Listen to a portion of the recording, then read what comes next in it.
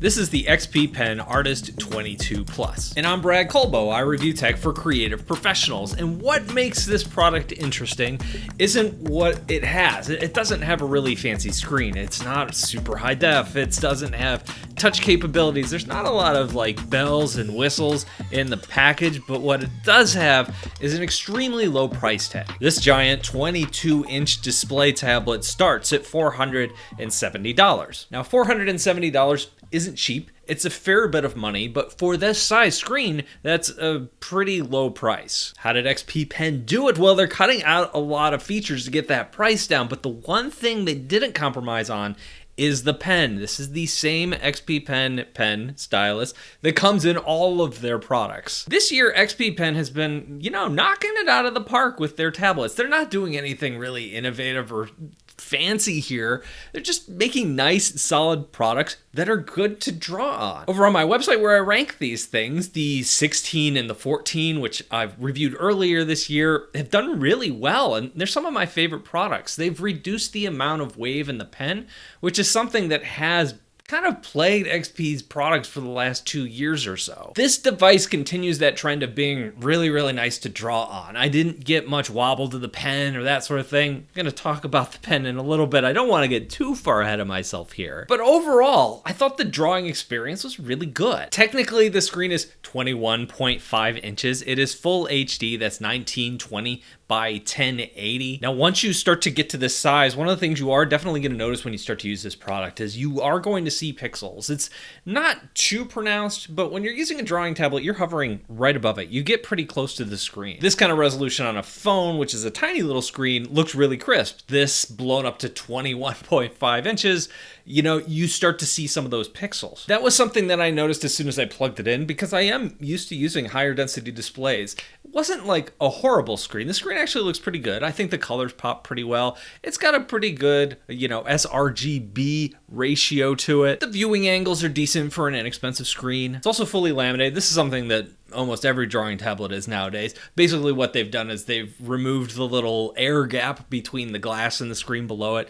So that really reduces parallax when you're drawing with the pen. That also adds to the nice experience of drawing on it. And the more and more I drew on it, the less I noticed that it's not that high a resolution of screen. I just kind of got into the flow of drawing and it was fine. Let's take a look at what comes in the box. There's the tablet itself, and then there's some of the cords that you're gonna need to plug this in and get it up and running. It comes with an HDMI cord. It also comes with the USB Type-C cord. In the past, these kind of displays came with a 3-in-1 cable. This does not. So if you don't have a USB Type-C port on your computer, you're probably gonna have to get some kind of adapter or something like that to use along with it. I have a Thunderbolt port on my Mac, which is what I am testing this on primarily. So I was able to just use the USB Type-C cable. I didn't need that HDMI cable. I also had to plug it into a power outlet in order to power this thing. It does draw a lot of power. Also included in the box is a drawing glove.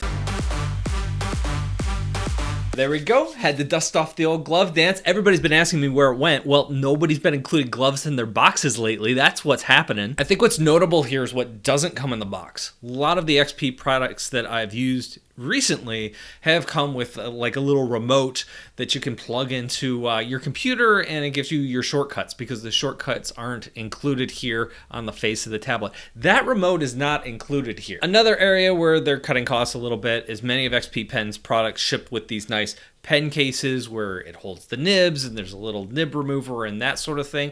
Those key pieces are here. There are extra nibs. There is a nib remover, but they're just, kind of sitting there in the package. Do you need those things? No, you really don't. They are really nice to have. One of the things they did include is a little clip that you can, pop into the top of your tablet.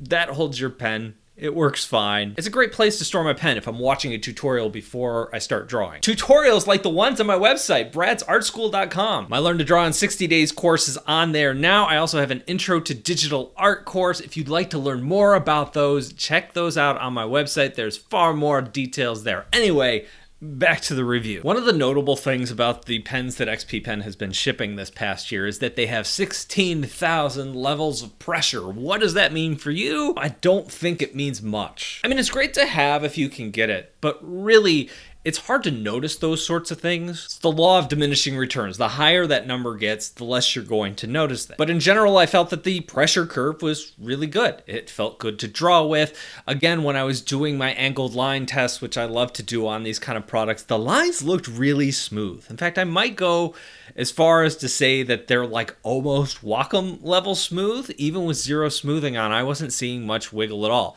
As I was drawing my drawing that I do for all of my reviews here, I wasn't really noticing any wobble at all. Holding pressure around curves, drawing really fast lines, they all looked good. When I sped up those lines and made them like really, really fast, I could get a little bit of fish hooking, I could get a little bit of shoestringing on those. But usually I don't draw that fast, so in real life actual use, those sorts of things didn't really factor much into my experience. The initial activation rate on this pen was really solid, so if you draw lightly, you're going to like that. Works really well that way. I also think the size of the display factors into this as well. If you're used to drawing like with your whole arm and just big strokes, having a larger monitor like this is actually really, really nice.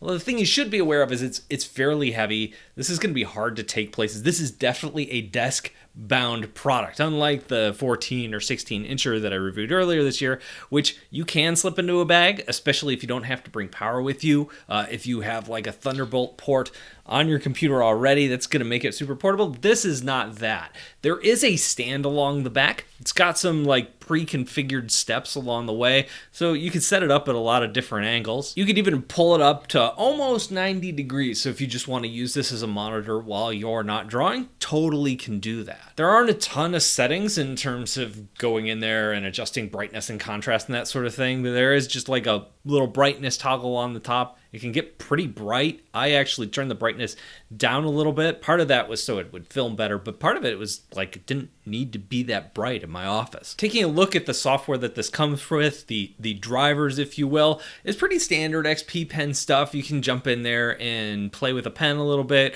customize it a little bit. You can play with the pressure curve. It comes with some pre-adjusted curves if you want to like have a harder touch or a softer touch, or you could just mess with the curve yourself. There's also a way where you can go in the settings and just play with the pressure and see how many levels of pressure you're applying as you like adjust how much weight you're putting on the tip of that pen. One thing that I noticed as I was testing is every time I plugged this back in, I did have to go into those settings and adjust the focus monitor. It was by default always like focusing in on whatever laptop it was connected to and not focusing in on the screen. But that's like a minor thing, and I think most people, if you have us on your desk, probably aren't going to be unplugging it and plugging it in as much as I do. But yeah, overall, I mean, it's solid. It's not really anything special, but I don't think it needs to be. I think what XP Pen has done here is they said, let's build the biggest display that we can build and sell it for the least amount of money that we can. And I think they did a good job here. You know, there's a lot of corners that you can cut along the way, but the one area where they decided not to cut any corners is they've included their best pen, and that's what shows. And I think that's pretty solid. This isn't going to be for everybody. I think a lot of people would probably prefer to get a screen that has like 2.5K. Like that kind of display is just going to look a lot crisper. Some people are going to want a touch display. This does not have that. You know, so they have cut off some of those things, but I don't think they've cut off anything essential here. What they have is just a really solid drawing tablet at a pretty good price. So, yeah, not bad. But what do you think? Let me know down below in the comments. Thank you all for watching, and I'll talk to you in a couple of days.